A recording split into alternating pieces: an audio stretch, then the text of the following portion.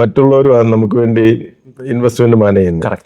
ഇവിടെ മാനേജ് ചെയ്യുന്ന നമ്മൾ തന്നെയാണ് നമ്മുടെ ഇൻവെസ്റ്റ്മെന്റ് ഡിസിഷൻ എടുക്കുന്നത്.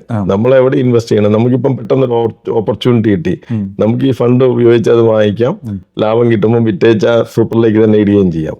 അപ്പൊ നമ്മള് ഫണ്ട് ഇൻഡസ്ട്രിയൽ സൂപ്പറിലാണ് എടുക്കുന്നെങ്കിൽ ആ പോസിബിലിറ്റി ഇല്ല.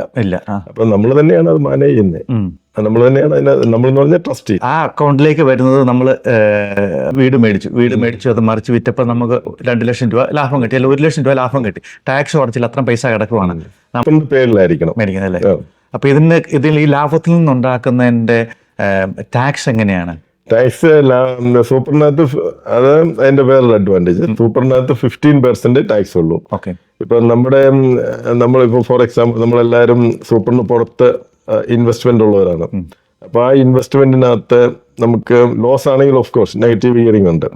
എന്നാലും അത് വിറ്റ് കഴിയുമ്പോൾ അതിനൊരു ക്യാപിറ്റൽ ഗെയിൻ വരുമല്ലോ. ആ ക്യാപിറ്റൽ